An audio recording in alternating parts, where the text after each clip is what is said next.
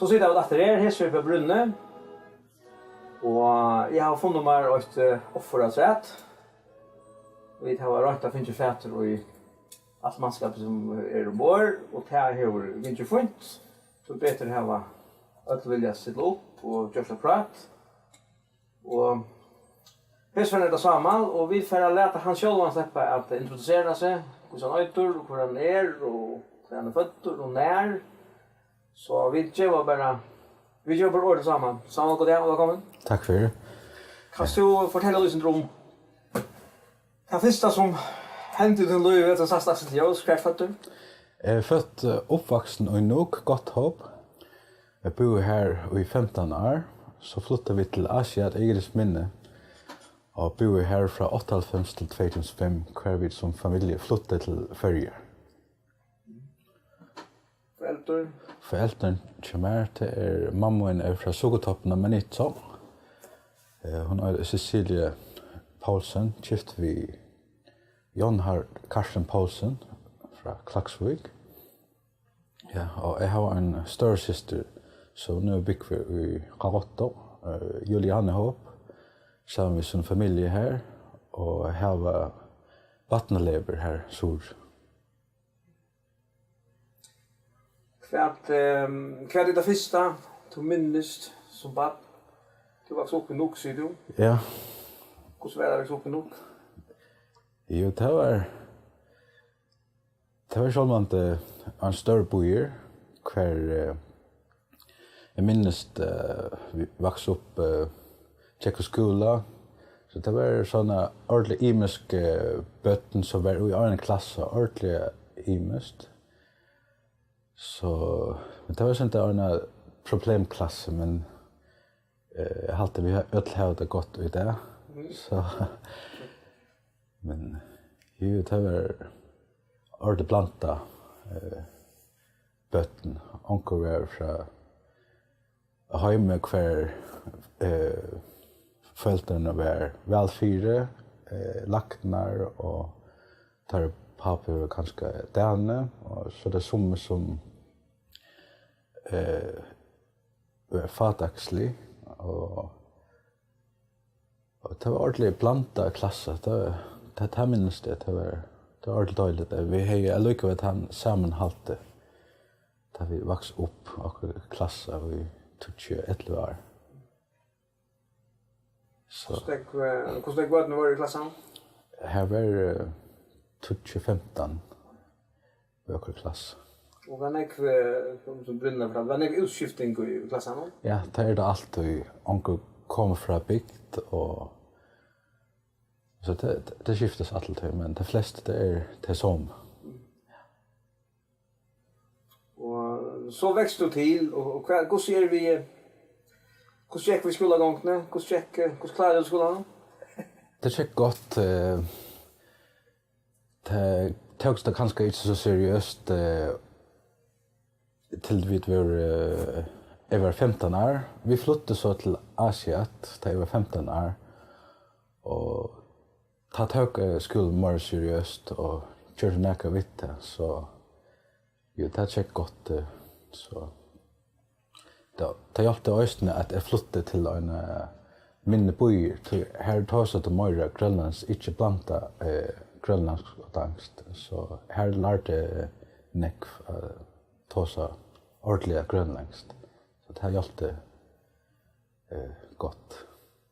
Hur ser till sidan att du har en förskam pappa och du har en grönländska mamma? Hur var det? Kan du ta så hemma till dig? Här var mitten systemen och här tar vi grönländskt. Och själva mitten mamman och vitt bötten. Det tar vi själva grönländskt, men ta vi ödla samla pappan. All familjen samlas så tar vi förrest. Och själva förrest mitten pappan och systemen. Men vi först tar så vi ett östnet angst till tar vi här vimmen att besöka eller från samkommet. Det kunde vara nog så blanda angst, förrest och grönländskt. Jag lärde ju färsk och grönländskt och så lärde vi danskt och engst i skolan. Lärde östne danskt kökten hinbötten för att kommunicera. Så det är klart för att kunna ta sig imisk mal. Pappan kunde han fylja vid i grönländska?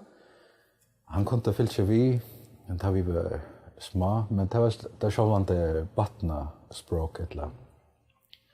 Det lärde han så brukte han det batna språket mittlen ta vuxna. Så säger mamma i attarna, man ser inte så att bötten som tar sig så. Så han visste ganska inte möte på lärarvård. Men det är ringt att lära grönländskt det. Så men han är så villig han går se. Ja, han då prata som då är det small talk. Hur så här för äldre inte eller hur så här mamma du inte väcker gott och han skiljer det mesta och han tar sig inte grönländskt. Så inte då han skiljer väl. Ja, bara när vi kommer att tänka som att han nu Grönland är väldigt störst land. Är det några dialekter? Är det så att det inte skilja eller har inte skilja från en part till ett annat? Men grönländskt är inte bara grönländskt, va? Nej, det är jag vill säga att det är tror accent tål område. Här har du en helt annan accent.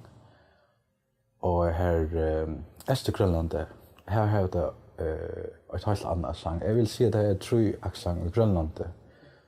Själva är det månader mitten illa gott om med område i Östergrönland och långt sur det sila område. Det är inte övrigt men det skiljer på en annan. Och så där Västgrönland eller det som blir tosa vid höststävnen och det mesta av Grönland.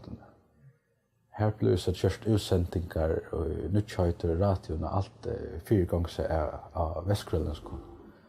Alltså självant det här var de som bygger på Östgrönland och i Thule av också.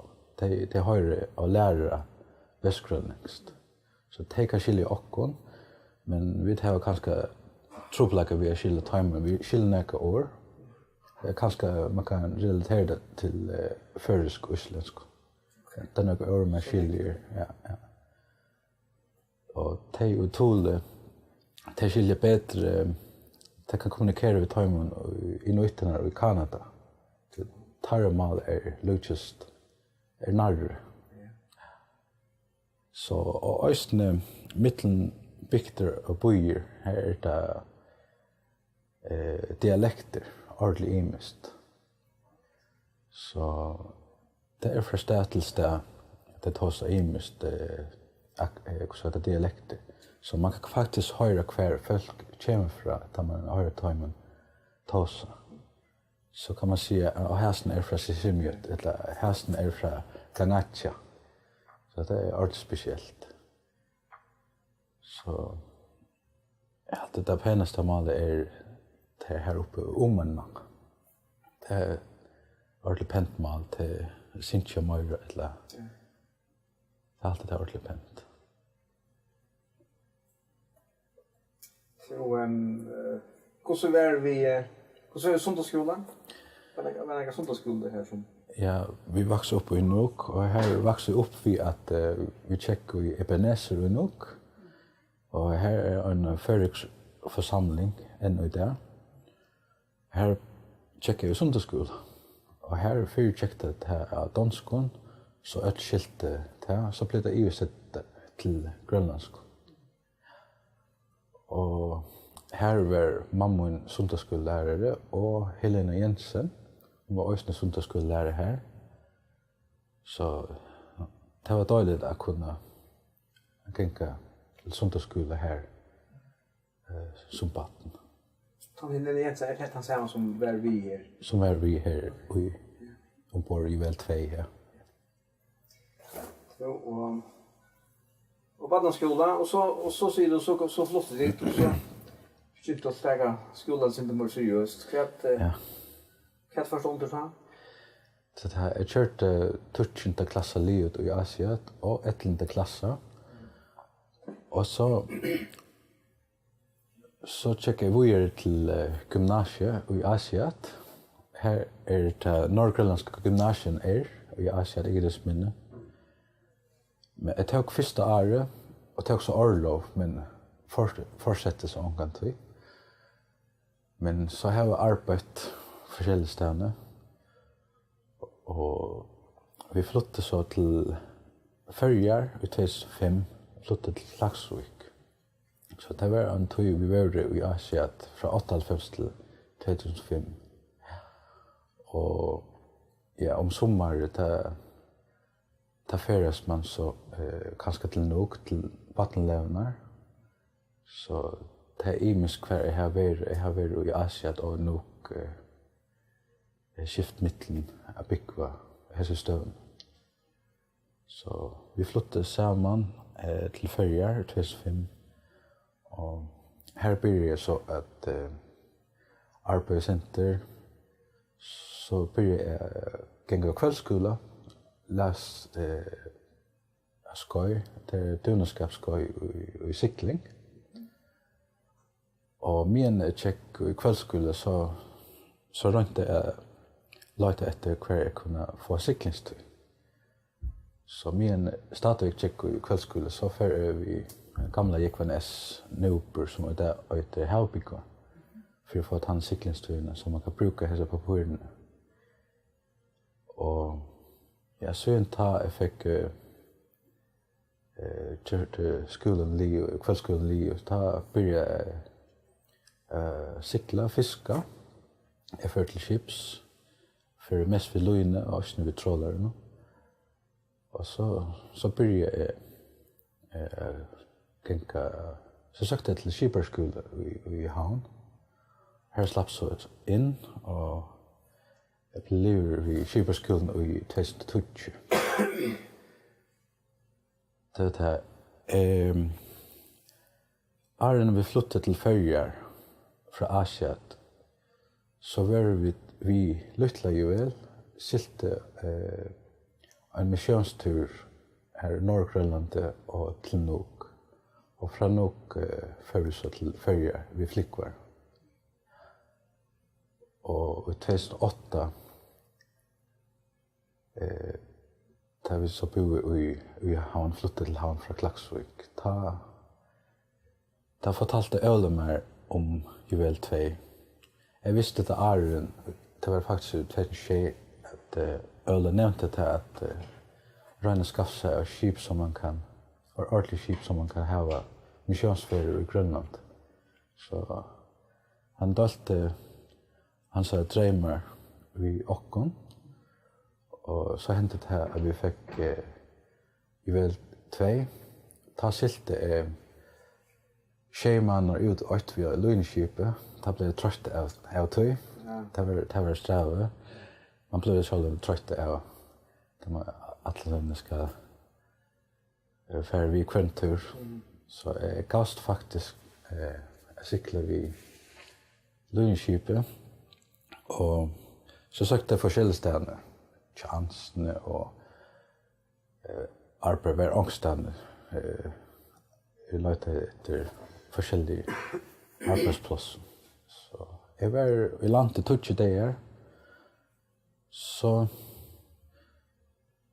noen dager Arne Juvel II skulle færre, så sier jeg, nei, jeg vil være vi i Hesson. Jeg hoppet bare ombord, spontant, og så kom jeg bare vi. Selv om jeg alltid var i landet, så det var sånn en langsel til å fære hjem til Grønland, og en langsel til å hjelpe til å tjene. Så jeg fære vi i første turen, i 2008. Jeg var vi i alle turen, silte vi iver og atter. Så det er noe som jeg har og i meg kjærne vilja hjelpe til og kjærne vil tjene. Så jeg hjelper til det her som jeg kan. Så jeg hjelper til ved at tolka, synge og spela gitar, og så prater vi folk, byer for folk. Så hjälper själva till östra uppe på brunnarna. Så jag hjälper till här som jag kan hjälpa till. Så jag har det här umar till syn jag var liten så silte Öle Starnberg vid Lutla Juvel sammen med föräldern kommer och systermor runt till Victor forskjelligstedene och vi kom vi och så jag har upplevt och se hur det man rörast och vi baten och halta möte i bygden. Så jag har fyllt vi och skilt vad det handlar om. Det här var mig alltid dömt att färdas bygd till bygd. Så är det han möjligt att känna ungefär vi väl att kunna göra det här. Så jag har varit vi i 2008 30 månader och 2020 30 månader. Så var vi i 2012 sista år. Ta var hjälpte till här i Grønlandi till systermorna. Vi tjej henne och hjälpte till vid Lutla Juvel som det heter. Och här var 2 månader. Skilte Juvel, skilte vi turisterna, skilte manningen in till levenar och försynte ta med vid tillfärd. Och så minst det är ombord Nok och var vi Juvel II från Nok till Grønlandi och hem till färger. Och i år 2013 Öle har spurt mig tullene om kom vi och är atleie mig inte vi men ta vi Juvel skulle färra för Klaksvik så pratade vi Öle Starnberg på ett år Juvel skulle färra sted till Grønland. Så spurte han hur det check vi manningen om han har finns ett rollene på plats. Så nämnde han till att han manglade en tolker, en Grønlandi som kunde vara vi från Illuset till Nok. Det var 20 dagar. Så Öle visste inte vad han skulle göra. Men så säger vi han att jag kan pröva finna det här. Det kunde vara, jag kan vara spontaner och impulsiv. Så jag kom knappt vid. Det var jag skulle ombord mitt i juli och jag pratade med han först i juni och visste inte om jag kom vid eller om jag kom vid. Så ringde Arne, han som har varit skip ombord här. Arne hans jag kunde det stå till och om jag hej omhuxa om jag kom vid från Elysse till Nok.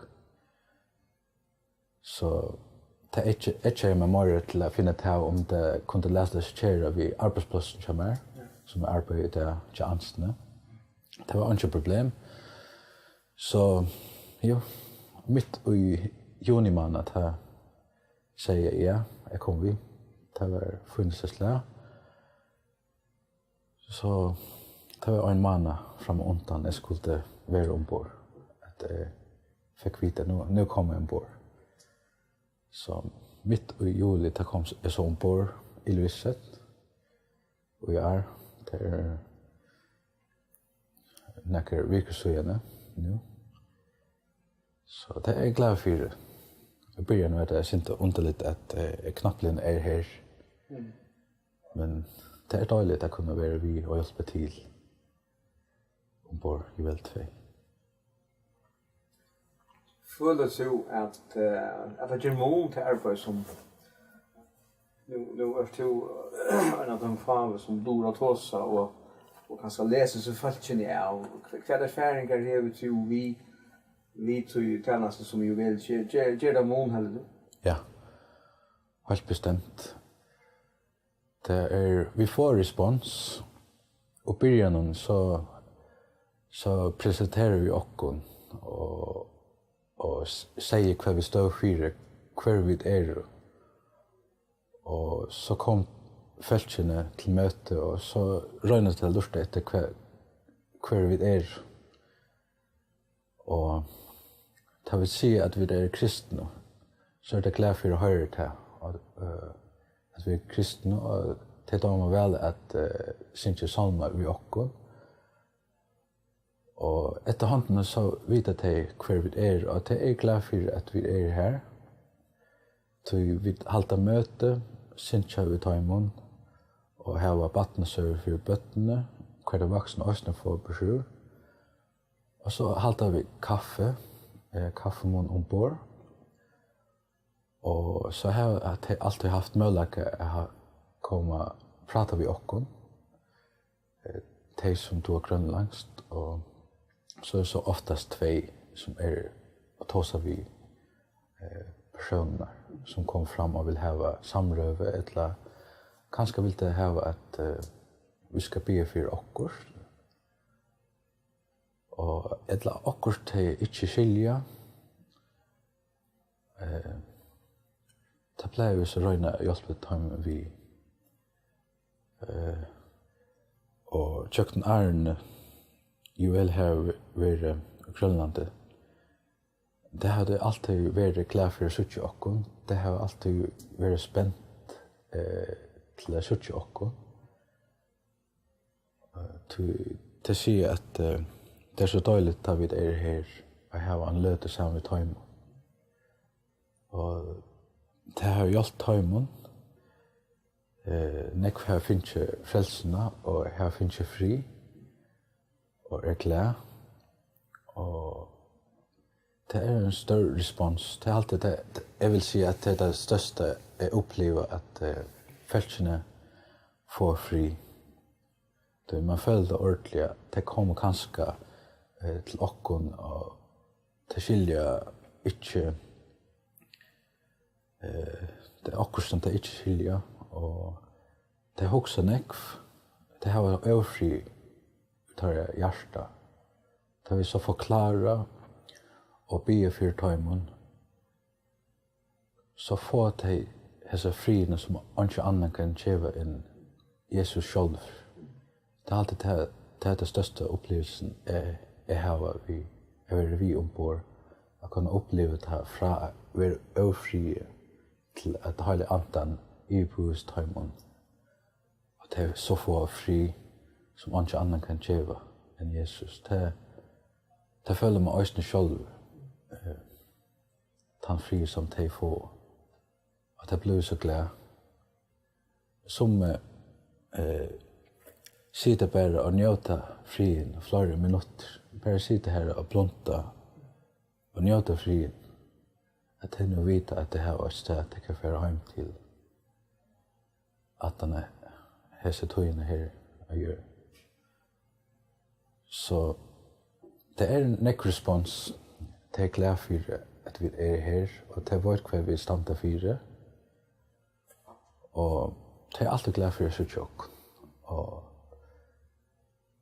det vågner alltid at se tjokk og natt neste år. Så responsen er god, men selv om det er det også noen folk som ikke vil ha trygg hva gjøre. Hva det kanskje kommer vi bemerkningen og kanskje røyne forstyrre.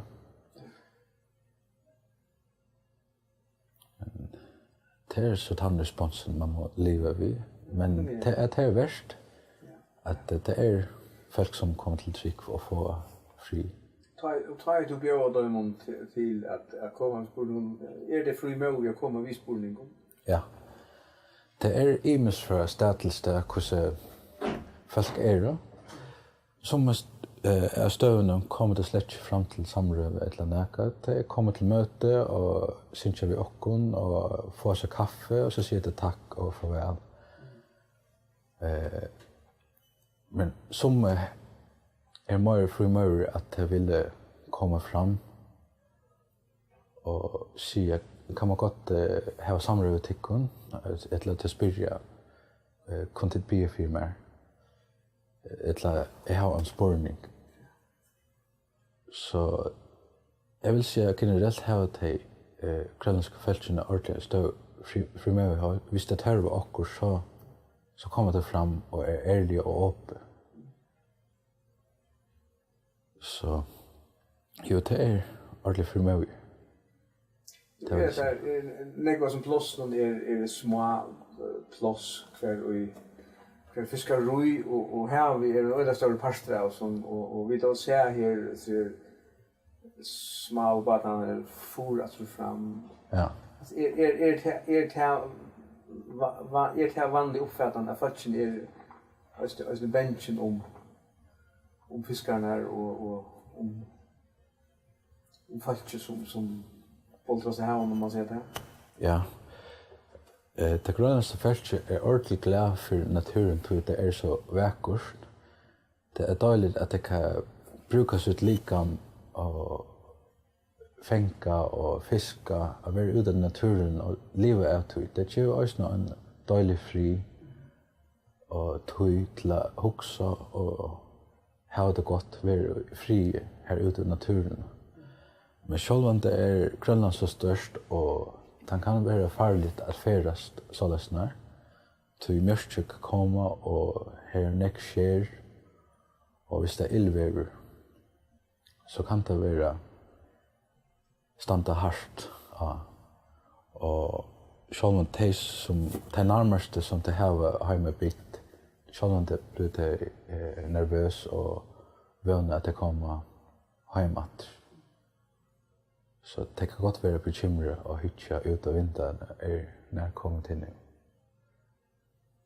Så det er nek som opplever til at folk kommer slett ikke atter. At det aldri være funnet atter. Så det er størst risiko. Det er mest jo. Ja. Selv om det elsker til at fenka og fiska, men det er sjålande. Man vet at det kan være så, det er så, at dagen kan være nær. Det er så spurning om man iveliva, hvis det er livet av voja. Ja. Men det må nok teka.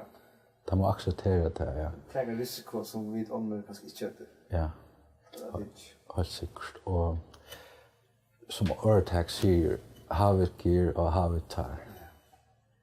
Det er det som man må akseptere her. Man blir velsignet av alle gavene som er i naturen. Men selv om det kan det være østene. Møte øynene. Man kan komme ytterligere fisk. Hvordan vi, nu gänga då är högt för och troa rättningar, vi höjer öll till och till andra, pensar och mission och baptister. Hvordan här på kvart höjra, så höjra falskene, ta nu Juvel II kommer, alltså hvordan tåna tid ta flatsch ut det kan man säga och vi troar nu kan höra det till som det kommer till är allt slags eller är det bara Jeg halte generelt at det grønlandske feltet har en godsøttan til å trykke på godskaperen. Men har ikke en ordentlig relasjon som så til god. Det er kanskje helt at god er en gammel app som sitter her oppe. Hvis man kikker så vel, så har man kanskje accept fra god. Yeah. Ja. Det är kanske inte så öde här Staffan hör. Nej. Men det är som virkelig läser Bibeln, som känner Bibeln ut och in. Och har som trygg att det trycker på vad Guds ord säger, att det är sannolikt. Och som det säger att det är ju det här vi ska leva av. Och att Gud är värre än sannolikt och liv. Det trycker det på och den flöjde som har varit han part vi livet här och det dåligt att ösna vi om och bötterna för exempel att det förtälja. Det är ordentligt typiskt att om och appar eller föräldrar förtälja om Jesus och lära tajmen fejvar och säga till bötterna att Jesus är gåvit här och han älskar det här. Det är alltid ordentligt typiskt grønländskt. Att det här var sådana Guds öttan, det var ett god skaper okkar. Så, men det vi tror rättningar. Det här Grønland ett luthersk land. Det kyrkja kvar byggt och boje.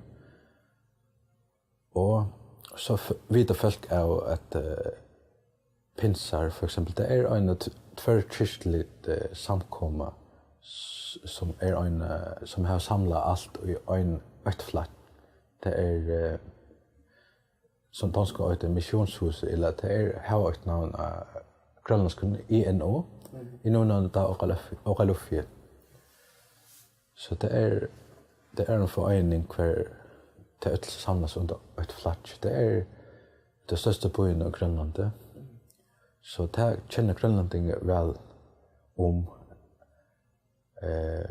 kanske kallar det time för pinsar och så känner det självante allt om kyrkorna här, lutherska kyrkorna. Och så spyr det fältjene kvar vi så presenterar vi oss som en vidare sikvant. Ja, men så spyr det, ja men vad tryckvar till på? Vi tryckvar på Jesus Kristus. Vi kallar oss för kristna. Ja, så rör det spyr kvar representerar det? Jag menar, vi representerar Jesus Kristus evangeliet. Ja, men okej. Men så rör jag förklarar tajmen. Vi ombår inte näka samkomma som så, men vi ombår Jesus Kristus. Kristus samkomma.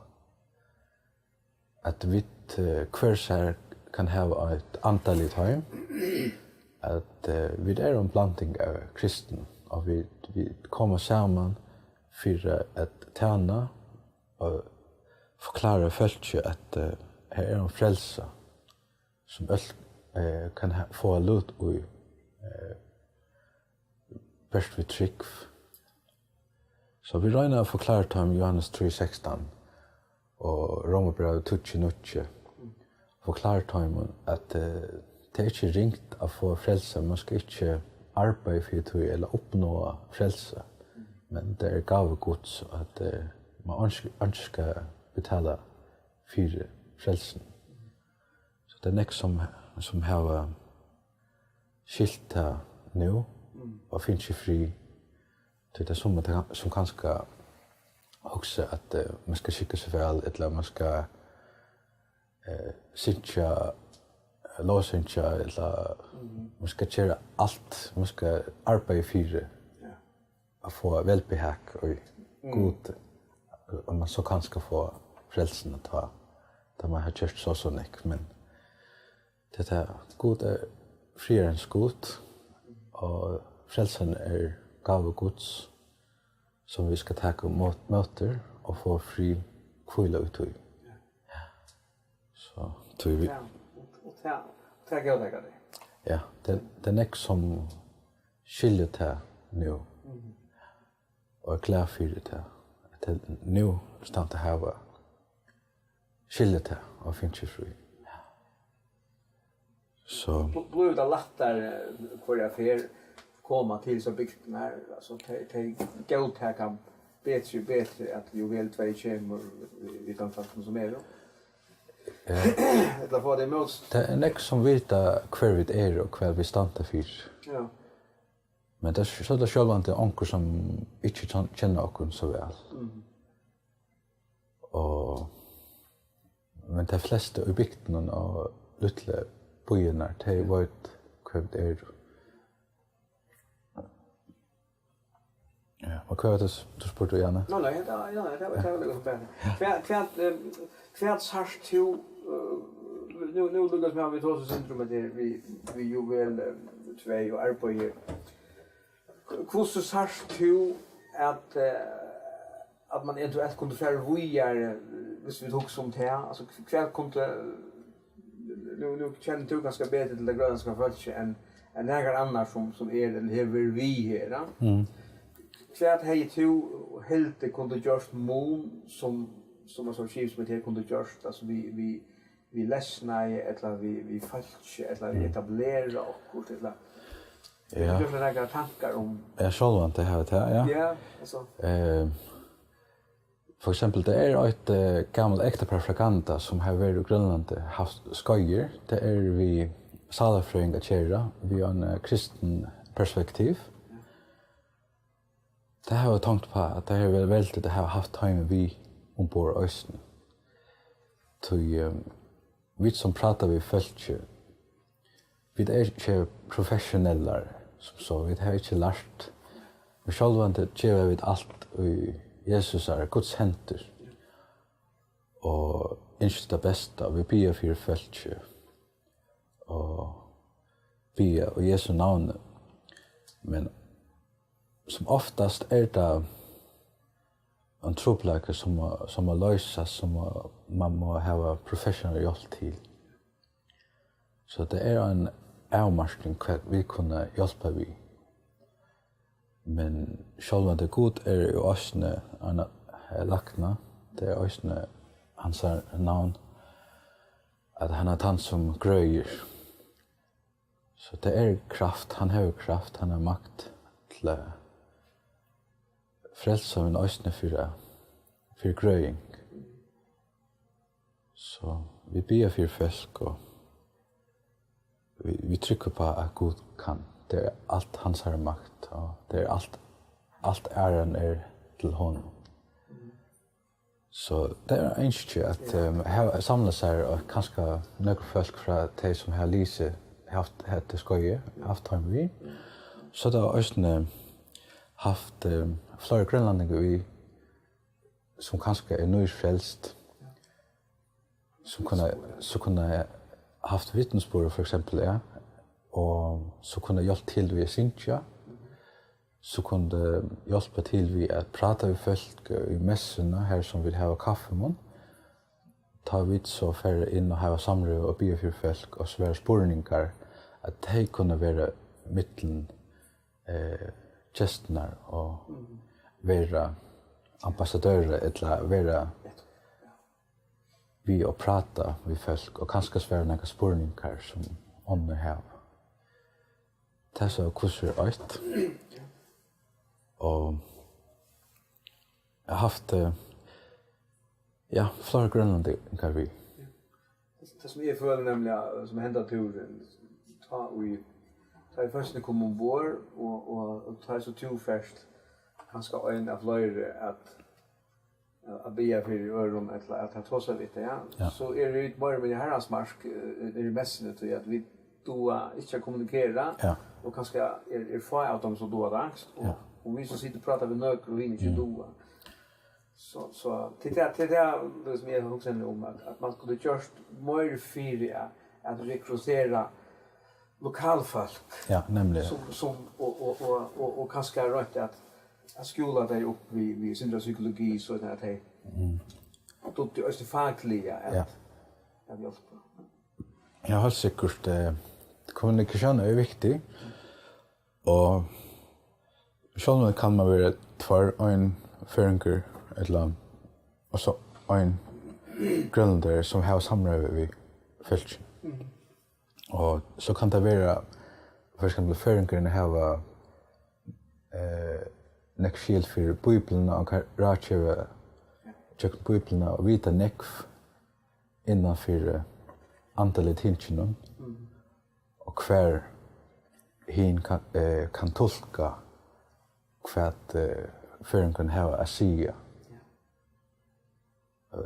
Maten kan vara också ordentligt gott. Så det är viktigt att ha att vara för exempel två som kan rådgiva och man kan kanske lägga trät och som hin inte säger. Så man har flera vinklar och flera tankar som kommer till så man kan dela vid dessa personerna. Det är gott att vara två och kurser en som är antalet välfyll som är vuxen. Det kommer att ta på nämligen att ha och alltså kvällen som vi tar där folk kommer ombord. Så det ställer länkar kö. Ja. För att släppa att prata vid det som är den enaste som kan stå sig vid det. Ja. Att ta hela väl lagt bäget här och så tar man det. Jinka neggo tøymar. De vill det virkeliga. De bojar ut tøymar. Ja. De kunde vi förstå gott för runt och sagt gott det, ja. Ja. Men de vill det gärna släppa till korpen och ha prat. Det var flera som säger jag vill inte ha en för en kom och prata ut där. Jag vill inte bo. Ja.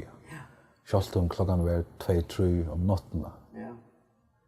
Och det ständer också nek och en person som säger här du ska absorbera den riktigt. Allt det var ju så spel och kanske så är problem och det här att man pratar först så lär man ta att känna kanske det grundläggande först du kommer härifrån okej och vad gör du vad arbetar vi och det typ vi här du har familj och det typ vi samman och på så sätt lär man personen känna profession och hur det kommer från och så rör man komma in och möte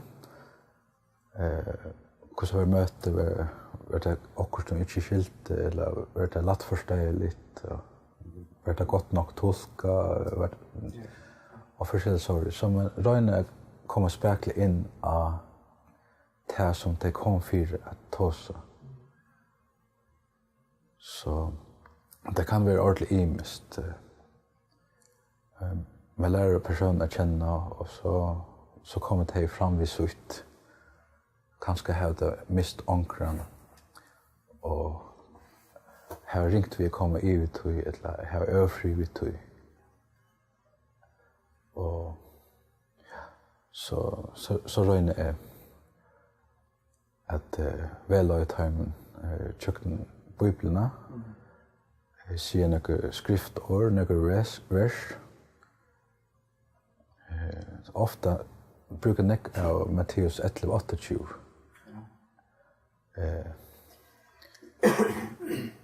Att Jesus vill ha att folk ska komma till syn vid törra byrder. Det som det har visar att det ska lägga allt fram till Herren och att det ska kvila till honom. Och så röjna att bruka Bibeln som välgörare och så ber jag för time. Och själva det är detta ämne viktigt och jag kommer alltid in att jag pratar med folk om frälsen om det här skilta.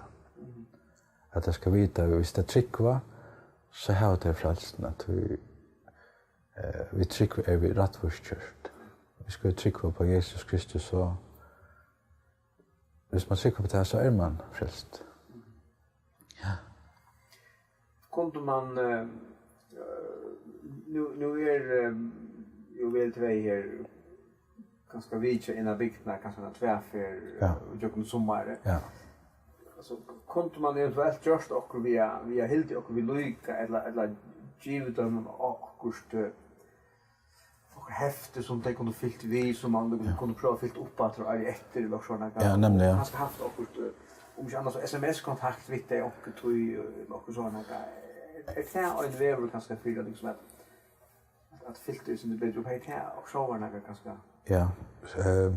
Vi placerar det att vi skriver namnen ner och så vi har möjlighet för att kontakta dem och kanske sända dem tillfälle. Vi måste vi komma till så är det Facebook. Att vi har att vi får kontakt tandvägen. Och tar vi så färren vidare till nästa bygd. Att de så har respons och kanske har några spurningar att säga att på tandmaten kommunikationen att man kan kontakta dem är ordentligt gott, det är viktigt. Om det så är kökkenpröv, om kökken sms, telefon, det är lika mycket. Men ju, jag har talat med Elin Neshammar och Helene Jensen om att vi borde göra akkurat tillfälle för timer som blivit frälst, nyfrälst. Att lyckas som manual eller förklaring. Hur man kan gänga vidare. Det är ofta standa till ansömet efter som nöjdtryckande. Så det är viktigt att få att de kunna gänga fram och ett antal liv. Ja. Så det är också något röna förklarat till de som är nöjfrälst att tar man nöjfrälst så är man som en liten batten. Så är man så liten batten, pinkobatten, man äter sin tur, lite, men så kvart man som växer så må man ha mer fötter och fast fötter. Så man börjar skilja så kvart. Så det plejer ratio att det är viktigt att läsa Guds ord som man lär vad det handlar om och viktigt att be och tacka och ha fällskap i öronkristen. Ja. Men tar vi häften och är gott om att vi kört och short kanske dåligt upp på ämnen för exempel att be, ha fällskap, lovsang att forskjellige ämnen som man kan förklara ut från Bibeln, köra bibelvers och sånt. Kvart de kunde få hjälp på sjur häften, så det inte stanta som nu flest vi har en tjock på och vad det inte kvar det ska börja, kvar ska jag få föjn för det hela. Som oftast rådgivit att läsa evangeliet från Nya testamentet och utåt. Hur du intryck av att det samlas att hur tar ju Vitaldöms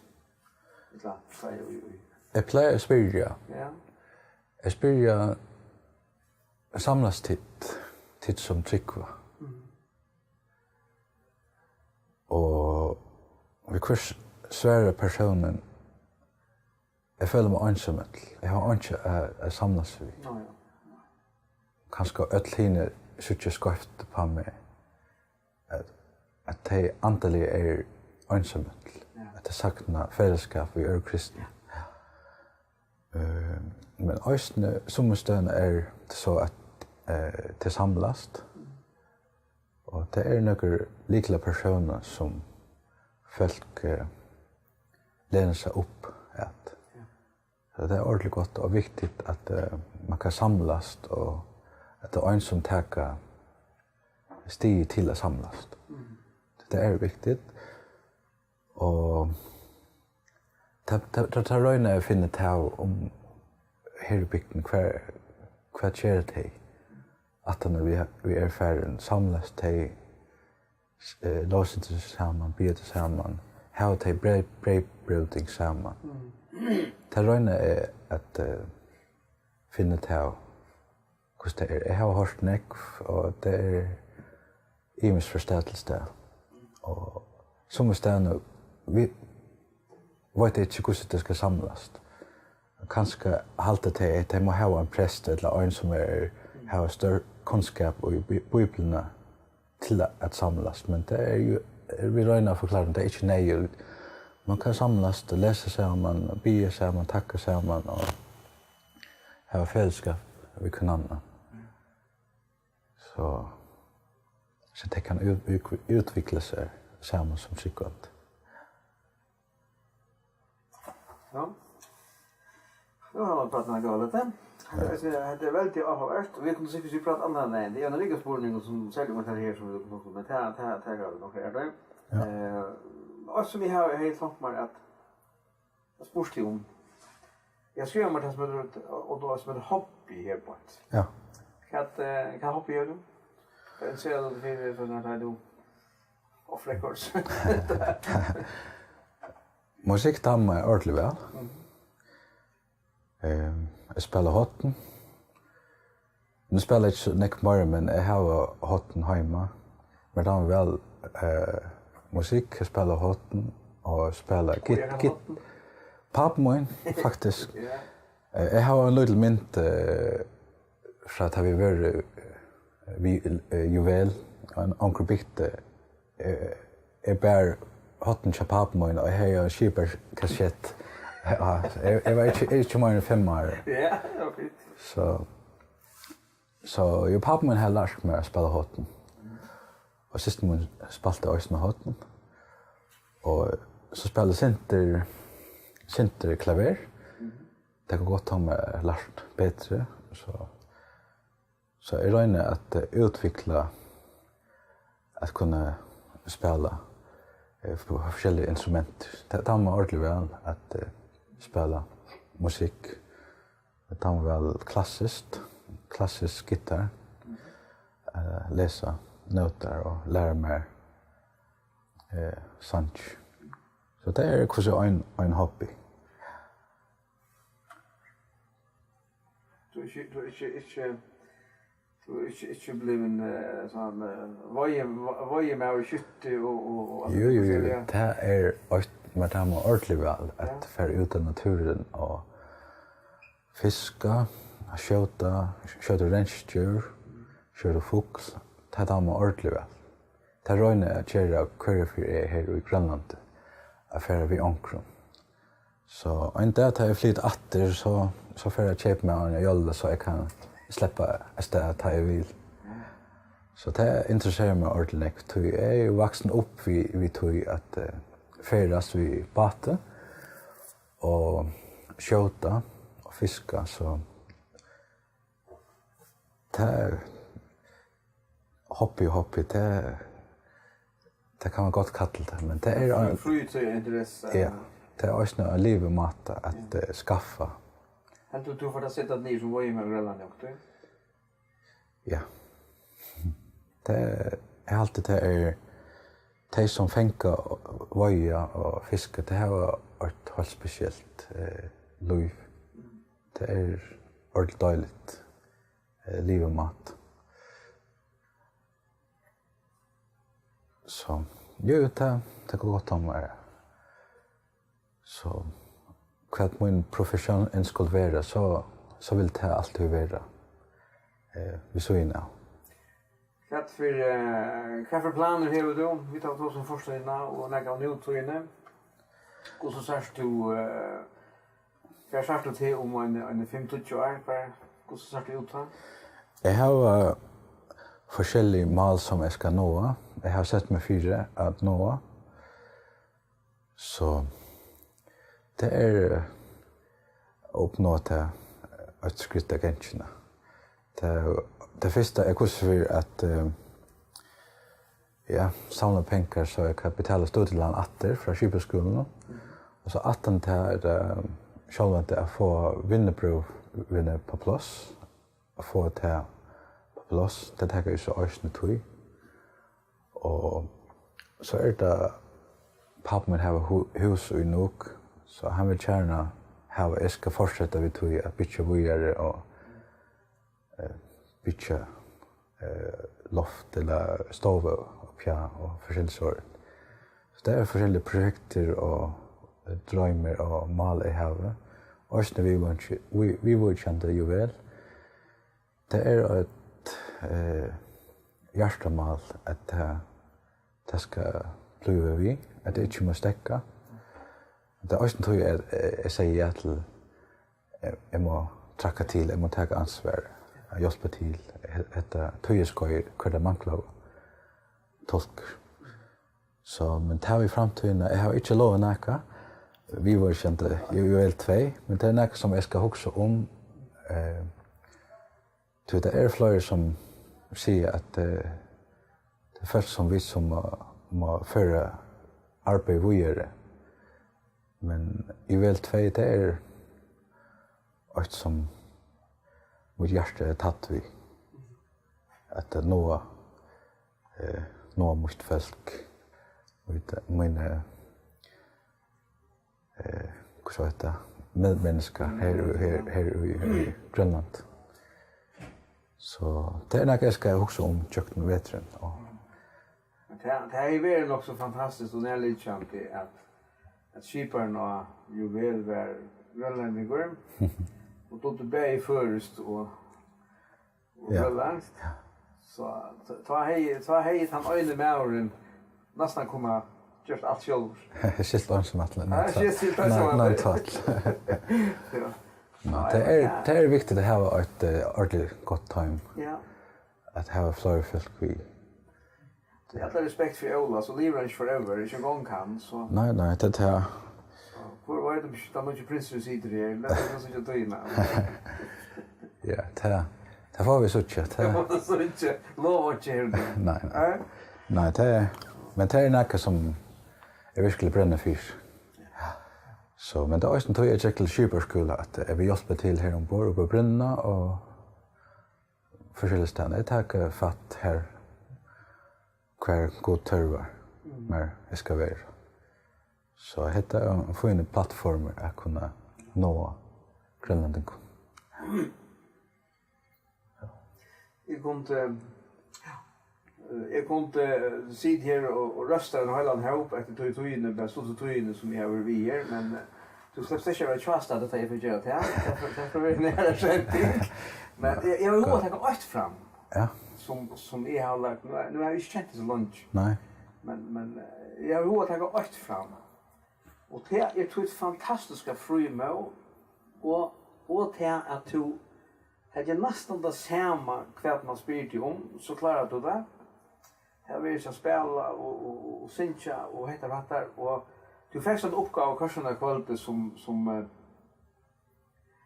som var rätt speciell för mig och så jag tycker det var speciellt för till Östne. Jag skulle ha ett år och så var det en text som dömde så väl och jag är inte kvar tankar eller några urmeldingar av att spela så.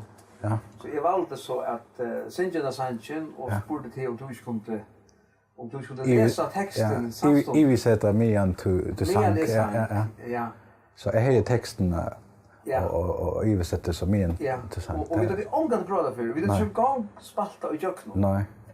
Och jag följde det verkligen, inte det följde det så väldigt gott att jag sang, men jag följde verkligen gott att sitta här och synja en text som jag sa och följde att faktiskt förstå. Ja.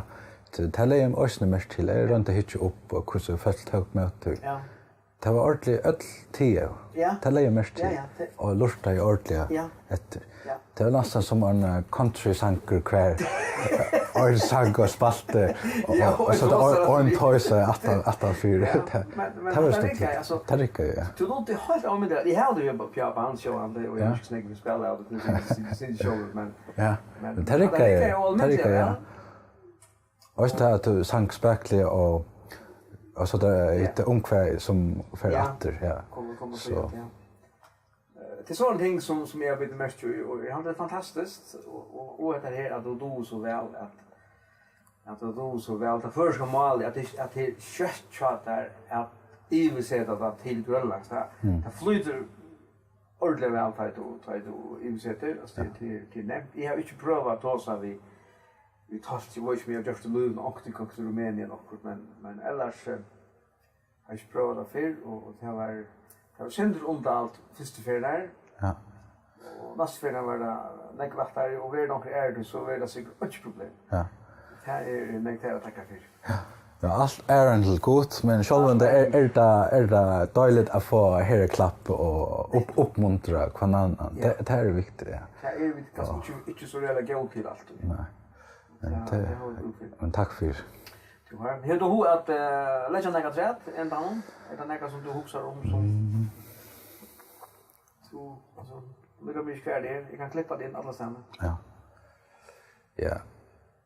Jag kan gott komma vid en hälsan från Grönland en gång till folk ombord som har varit Juvel II